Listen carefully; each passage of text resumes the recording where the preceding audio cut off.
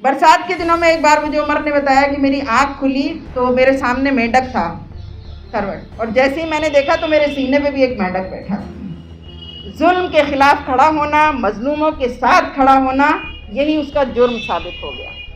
यही जुर्म बन गया कि आज वो सलाखों के पीछे है।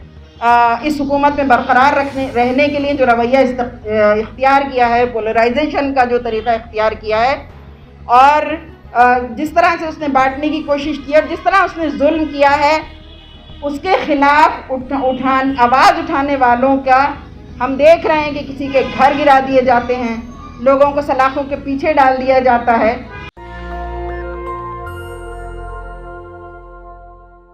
आज उमर को गिरफ्तार हुए पूरे 2 साल हो गए हैं, और वो 2 साल पहले का दिन मेरी आंखों में बार बार घूम रहा है सुबह से। ये 2 साल हमारे लिए और उमर और जो सलाखों के पीछे हैं उनके लिए जिस तरह गुजरा है वो बिल्कुल टोटली डिफरेंट है, ज़मीन और आसमान का फ़र्क है। तसव्वुर करें, और मैं बार बार उमर से पूछती भी हूँ, जब भी मेरी वीकली उनसे बात होती है तो मैं वहाँ की अंदर के हालात के बारे में बराबर उनसे पूछती हूँ। उनका एक छोटा सा सेल है, बिल्कुल मुख्तसर सा, जिसमें वो रहते हैं, और ज़रा तसव्वुर कीजिए कि जिसके सामने ताला लगा हुआ हो और चाबी किसी और के पास हो, तो हम खुद तसव्वुर कर सकते हैं कि कितना क्लॉस्ट्रोफोबिक फ़ील होता होगा, कितनी शुरू में क्या और अभी भी क्या, किस तरह की घबराहट होती होगी।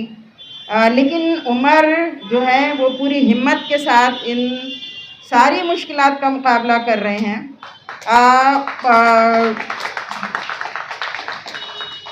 जितने लीगल एस्पेक्ट हैं, जो उनके ख़िलाफ़ FIR है, जो चार्जेस हैं, वो हम अभी सुन भी चुके हैं और हम सबको मालूम है।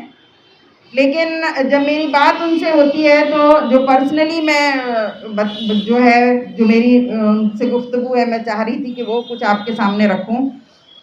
मैं अक्सर व बेशतर उनसे पूछती हूँ कि क्या खाया, हालांकि उमर के दोस्त सभी जानते हैं कि उमर को खाने पीने का कोई शौक़ नहीं है, लेकिन जाहिर है कि वो जेल का जो खाना है उससे दिल दुखता है ये सुनकर के उन्होंने क्या खाया क्या नहीं खाया।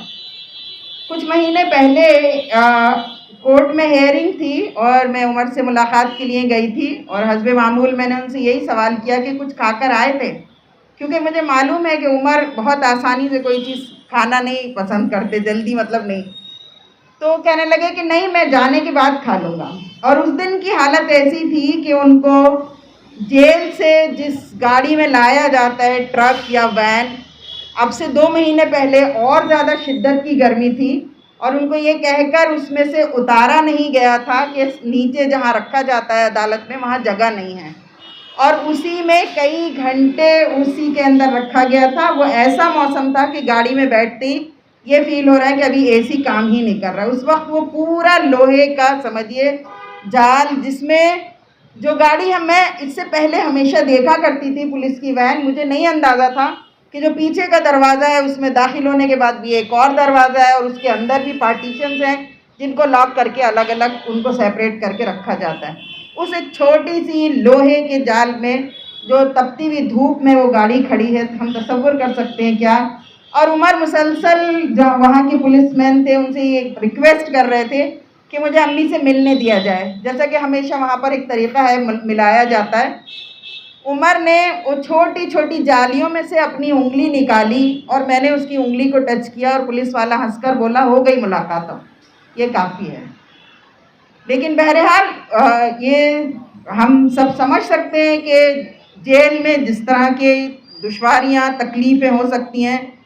सर्दियों में उसने एक मर्तबा, हालांकि वो अपनी तकलीफ़ नहीं शेयर करता है, वो जब भी बात होती है फैमिली में भी, और उसके दोस्त भी इस बात के गवाह हैं, वो एक बड़ी स्माइल के साथ हमारे सामने होता है। वो हमेशा यही कहता है कि नहीं, मैं बिल्कुल ठीक हूँ, आप परेशान ना हों। लेकिन कभी कभी कोई बात करने में हम उससे कभी निकलवाते हैं तो अंदाज़ा होता है। सर्दियों में उसने एक बार बताया था कि उस सेल में ऊपर एक रोशनदान है जिसमें से बड़ी तेज़ ठंडी हवा आती है, और सामने से जो सलाखें, ज़ाहिर है कि दरवाज़ा नहीं है। हम सोचें कि सर्दियों की दिल्ली की सर्दियों में ज़रा सा भी दरवाज़ा खुलता है तो कितनी ठंड महसूस होती है। इसी तरह गर्मी का भी हाल है कि लू और तपिश हर चीज़ जो है वो होती है। बरसात के दिनों में एक बार मुझे उमर ने बताया कि मेरी आँख खुली तो मेरे सामने मेंढक था करवट, और जैसे ही मैंने देखा तो मेरे सीने पे भी एक मेंढक बैठा, क्योंकि बाहर घास उग जाती है और बहुत सारे ऐसे होते हैं वो सब सेल में आ जाते हैं। तो बहरहाल बहुत सारी मुश्किलात हैं, बहुत सारी तकलीफ़ें हैं, लेकिन उसके बावजूद बहुत ही खूबसूरती से उमर ने उनको फेस किया है, बहुत ही हिम्मत के साथ उनको वो फेस कर रहे हैं। उमर हमेशा से बचपन से भी मैं कहूँ एक माँ होने की हैसियत से बहुत ही पोलाइट, बहुत काइंड बच्चा था, हमेशा से रहा। अभी भी उसका मिजाज वैसा ही है, लेकिन अपने उसूलों पर वो बहुत फर्म है। उसके में वो किसी तरह कोई कॉम्प्रोमाइज़ नहीं करना, वो काइंड है लेकिन अपने उसूलों के मामले में नहीं है। तो वो समझिए कि बचपन से जो होने वाले हालात थे, हालांकि उमर बहुत ब्राइट स्टूडेंट था, अपने स्कूल में भी और उसके बाद भी बड़ी मतलब एजुकेशन में वो बहुत हमेशा से अच्छा रहा, अच्छा स्कोर किया, लेकिन उस वक्त से होने वाले हालात का उसने बहुत ज़्यादा असर कबूल किया। बचपन में ही बाबरी मस्जिद की शहादत का वाक़या, और फिर बड़े होने जब ग्रेजुएशन में था तो बटला हाउस एनकाउंटर, जिसने मैं समझती हूँ कि वो उसके लिए टर्निंग पॉइंट था। उससे पहले वो भी और लड़कों की तरह बहुत शौकीन भी था, ब्रांडेड कपड़े पहनने का शौक़ था और क्रिकेट का बहुत शौक़ था, लेकिन अब हम फैमिली दोस्त सब जानते हैं कि उमर बहुत ही सिंपल लाइफ गुजारने वाले हैं, उन्हें इन तमाम चीज़ों से कोई रग़बत नहीं है। और उन्होंने जो है उस वक्त से ही समझिए कि मज़लूमों के साथ खड़े होने का फ़ैसला किया। मैं बताना चाहती हूँ कि उमर के अपने पूरे और जितने कज़न्स हैं वो सब बहुत अच्छा कर रहे हैं, इस मानों में कि वो अच्छी पोस्ट पर हैं, कोई कनाडा है, कोई यूएस, कोई गल्फ़ कंट्रीज़ में है। और उमर का भी एक बहुत ब्राइट फ्यूचर हो सकता था, उमर भी एक बहुत अच्छी लाइफ गुजार सकते थे, लेकिन उमर ने इसको चूज़ किया। उन्होंने चूज़ किया कि वो मज़लूमों के साथ खड़े होंगे, उसने चूज़ किया कि वो ज़ालिमों के ख़िलाफ़, ज़ालिमों की आँखों में आँखें डालकर उनसे सवाल करेगा। और यहाँ मैं ये भी बताती चलूँ कि उमर को बचपन से सवाल करने की आदत थी, जब वो बहुत छोटा था, जब से वो हर चीज़ में सवाल करता था, और मैंने पूरी कोशिश की कि हमेशा उसका सेटिस्फैक्ट्री जवाब दूं।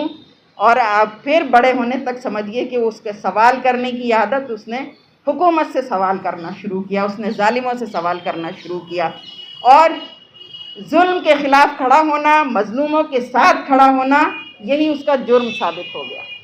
यही जुर्म बन गया कि आज वो सलाखों के पीछे है। लेकिन मुझे हरगिज़ कोई अफसोस नहीं है, मैं बहुत फ़ख्र के साथ कहती हूँ कि वो एक कॉज़ के लिए हैं, वो सोसाइटी के लिए कुछ करना चाहता है, वो इसलिए हैं।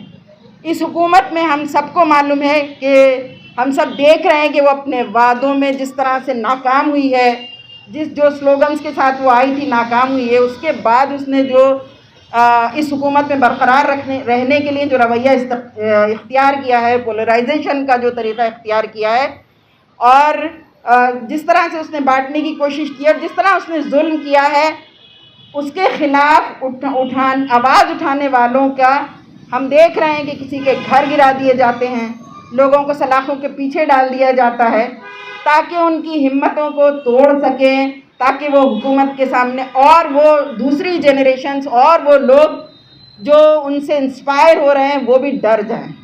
सिर्फ वही नहीं बल्कि उनसे इंस्पायर होने वाले लोग भी डर जाएं कि अगर हमने ये आवाज़ उठाई, अगर हमने हुकूमत के ख़िलाफ़ कुछ बोला तो हमारा भी अंजाम यही होगा। तो मैं इस वक्त यहाँ मौजूद लोगों से भी और इस प्लेटफॉर्म से हिंदुस्तान के हर नौजवान से ये बात कहना चाहती हूँ कि वो अपने दिल से डर को निकाल दें।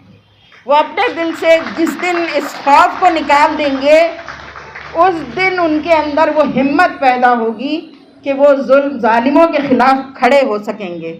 और मुझे पूरी उम्मीद है कि जिस दिन हमारे अंदर ये हिम्मत आ जाएगी तो जुल्म की अंधेरी रात ख़त्म होगी और वो खूबसूरत सुबह ज़रूर आएगी। मैं तमाम लोगों का शुक्रिया भी अदा करती हूँ और ये भी कहना चाहती हूँ कि तमाम पॉलिटिकल प्रिजनर्स को ना सिर्फ ये कि बेल दी जाए बल्कि उन पर से उन केसेस को ख़त्म किया जाए। मैं उन्हें क्या पेश करूँ सिवाय इसके कि मैं उमर और उसके उन तमाम वो लोगों को खड़े होकर सलाम पेश करना चाहती हूँ। Good, thank you so much. National Dastak की आपसे गुजारिश है कि अगर इसको बचाना चाहते हैं तो नेशनल दस्तक को सब्सक्राइब करने के लिए रेड कलर के सब्सक्राइब बटन को दबाएं, फिर बेल आइकन की घंटी दबाएं। नेशनल दस्तक को बचाने के लिए बहुत ज़रूरी है कि हर खबर को शेयर करें, लाइक करें, कमेंट जरूर करें।